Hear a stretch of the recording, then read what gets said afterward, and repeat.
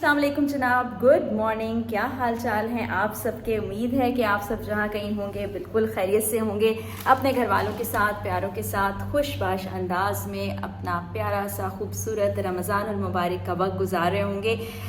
तो इससे पहले कि मैं आज की रूटीन और एक्टिविटी आपको दिखाऊं, मैं आपको बताना ये चाहती हूँ कि आप तमाम लोगों का एक ऐसा सवाल जो सबसे ज़्यादा आया, वैसे मेरी कोशिश होती है कि मैं आपके हर सवाल का जवाब दूँ, लेकिन ये सवाल बहुत सारे लोगों ने पूछा तो मैंने सोचा कि आप लोगों को इसका जवाब बताया जाए। तो आपने पूछा कि क्या मैं आपके कमेंट्स खुद पढ़ती हूँ। तो जनाब, ये जो मेरा व्लॉग्स वाला चैनल है इसके जवाबात मैं खुद देती हूँ, आपके सारे कमेंट्स खुद पढ़ती हूँ। बाकी इंस्टाग्राम हो, फेसबुक हो, यूट्यूब हो, उस पर बाकी जो दूसरा चैनल है उस तरह नहीं देख पाती, तो टीम देखती है। तो ये वो चैनल है जिस पर मैं आप लोगों के सवालात के जवाबात खुद दे रही होती हूँ और कमेंट्स पढ़ रही होती हूँ। लेकिन होता ये है कि आपके माशाल्लाह से इतने ढेरों ढेर कमेंट्स होते हैं कि एट टाइम्स ना मैं कमेंट्स पढ़ती हूँ, उसका रिप्लाई करती हूँ, उसके बाद फिर और कमेंट्स आ जाते हैं, तो फिर थोड़ी सी कोताही हो जाती है। तो वो आई होप कि आप अंडरस्टैंड करेंगे और उसकी मैं एडवांस में आपसे माजरत करती हूँ। तो आज यहाँ मौजूद हूँ और अब मैंने सारे काम तकरीबन मुकम्मल कर लिए हैं। बिजली का काम, पंखों का काम, किचन का काम, वॉशरूम का काम, और बाहर बड़ा शोर हो रहा है, पता नहीं बाहर क्या चल रहा है। तो अब मैंने सुकून से बस किचन को भी मैनेज कर लिया है। खाना बनाना होता है और सुकून से सारे काम हो जाते हैं। अब चीज़ें सेटल हो गई हैं ना, तो अब बड़ा मज़ा आ रहा है। आज मैंने बड़ी मज़ेदार सी रेसिपी बनानी है और वो रेसिपी आपसे भी शेयर करनी है। और उसके अलावा ना कुछ चीज़ें मैंने पहले से बना के रख ली हैं, वो क्या बनाई हैं और वो कहाँ पर हैं वो भी मैं आपको दिखाती हूँ। और फिर हम किचन में चलते हैं। किचन में जो मौजूदा रिसोर्सेज हैं उसके मुताबिक मैंने आज बनाने हैं चिकन कोफ्ते। और घर पे थोड़ी सी डिफरेंट रेसिपी होती है, टेस्ट तो आई होप सेम ही आएगा, और यहाँ पर थोड़ी सी डिफरेंट रेसिपी होती है। लेकिन उससे पहले मैं आपको दिखाती हूँ, मैंने फ्रूट चाट रेडी करके रखी है, आटा फ्रिज में बना के रख लिया, यानी गूंद के रख लिया। तो वो दिखाती हूँ कि फ्रूट चाट कैसी बनी। छोटा सा फ्रिज है लेकिन इसमें मैंने चीज़ें मैनेज करके रख ली हुई हैं। और ये देखें, ये मैंने फ्रूट चाट बनाई थी। फ्रूट चाट में मैंने आज केले, खरबूजे और सेब डाले, और इसके अंदर मैंने माल्टे का रस, चीनी, काली मिर्चें पिसी हुई और नमक डाला है। और इसको फ्रिज में इसलिए रखा है ताकि ये ठंडा हो जाए इफ्तार तक। तो ये ज़बरदस्त है चाट तैयार। तो मैं आ गई हूँ इस किचन के अंदर, और मुझे नहीं पता फ्रेम कैसा बना है, वो कि मैं आप लोग को नज़र आ रही हूँ।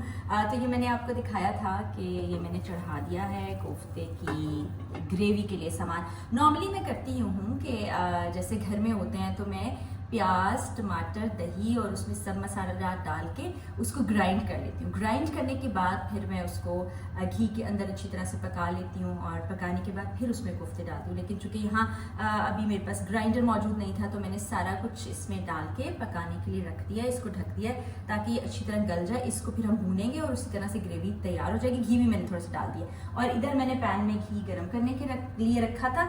अब इसमें हम कोफ्ते डालेंगे और कोफ्तों को कर लेंगे हम फ्राई। अच्छा, ये बने बनाए कोफ्ते लेकर आई थी मैं, क्योंकि चिकन वाले जो है ना वो मुझे बने बनाए ज़्यादा अच्छे लगते हैं। आई होप कि मैं आ रही हूँ और मेरा सर्वर ना कट रहा हो। अगर कट भी रहा हो तो आज के व्लॉग में बर्दाश्त कर लीजिएगा। मैं देख लेती हूँ फ्रेम, उसके बाद अगर कोई इसमें प्रॉब्लम हुई तो इसको मैं सेट करती हूँ। कोफ्तों को ज़रा हम हिलाते हैं,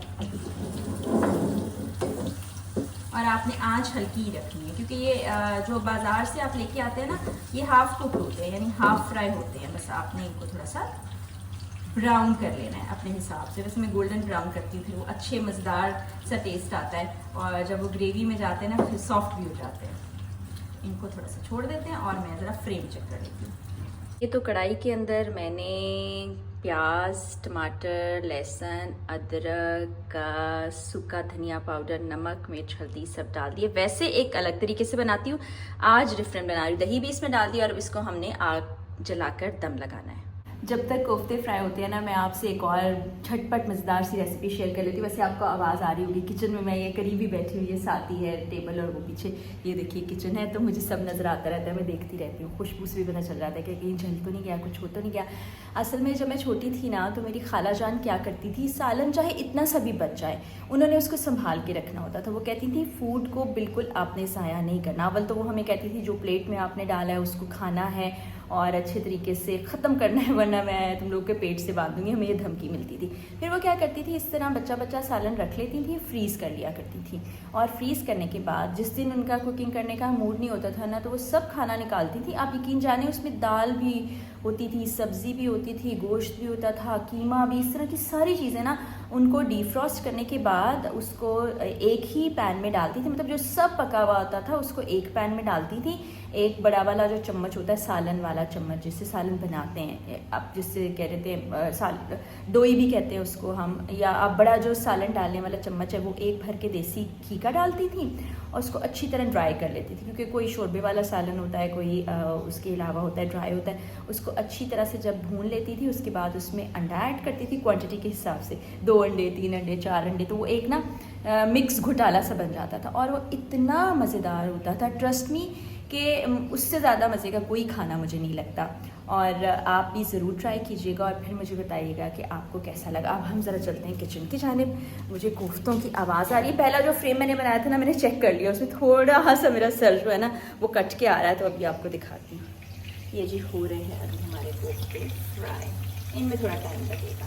तो देखें जी, मैं आपको साथ साथ टिप्स भी देती जा रही हूँ जी, तो चेक कर लेते हैं साथ साथ।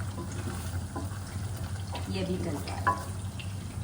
अच्छा जी, आँच आपने बिल्कुल धीमी रखनी है। धीमी आँच का फ़ायदा ये होता है कि उस पर जो चीज़ें हैं अच्छे से पक जाती हैं, सही से नरम होती हैं। और कोफ्तों की भी आपने आँच जो है उसको बहुत धीमे रखना है ताकि वो अंदर तक ना पक जाए। वैसे तो हल्की बिल्कुल भी नहीं ऐसा कि वो बिल्कुल ही पके ना, आपको 1 घंटा लग जाए, बस धीमी रखनी है आपने। अभी मैं आपको दिखा दूंगी करीब करके कैमरा के कितनी आँच है। तो आजकल रूटीन क्या चल रही होती है, इस तरह होता है कि जैसे अभी इफ्तार कर लिया, उसके बाद इफ्तार कुछ देर आराम कर लेते हैं इफ्तार के बाद, और फिर सहरी के वक्त जाके, बल्कि थोड़ा पहले ही जाग जाते हैं, फिर सहरी करते हैं और उसके बाद मैं तो नमाज के बाद दोबारा सो जाती हूँ। शायद मैंने आपको ये रूटीन बताई भी हो, लेकिन मुझे याद नहीं पड़ा, दोबारा से बता रही हूँ। तो उसके बाद ये होता है कि वो ऑफिस के लिए निकल जाते हैं। अच्छा, ऑफिस तो होता ही होता है, मतलब ट्रांसमिशन तो होती है। उसके बाद सुबह 8 बजे 9 बजे शूट के लिए भी निकलना पड़ता है और एट टाइम्स तो आउट ऑफ सिटी भी जाना पड़ता है। तो रमज़ान के साथ काम काफ़ी ज़्यादा होता है। तो अब मेरे अंदाजे के मुताबिक कोफ्ते बिल्कुल पकने के लिए तैयार हैं। तो इनको बस थोड़ा सा और टाइम देते हैं और उसके बाद इनको हम निकाल लेंगे और फिर ग्रेवी के पकने का हम करेंगे इंतज़ार।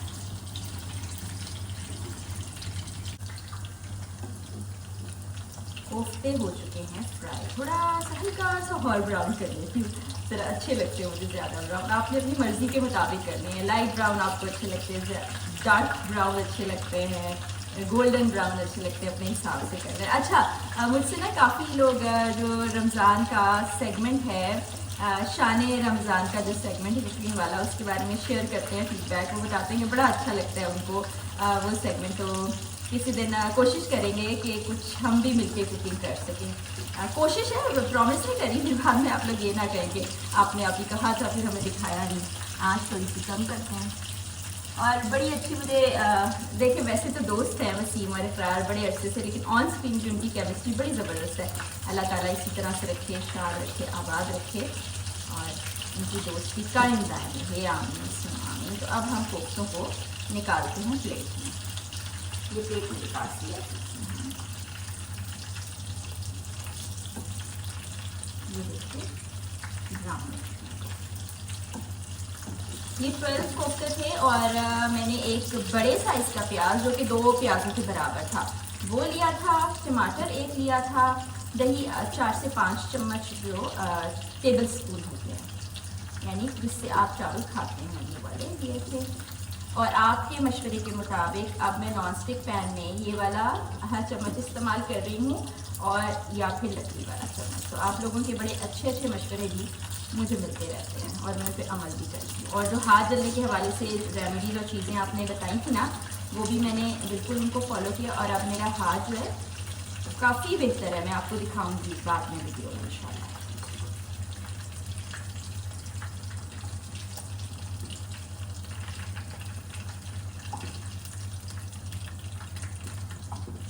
ये जी सब कोफ्ते हैं तैयार। अब हम इनको साइड पे रख देते हैं।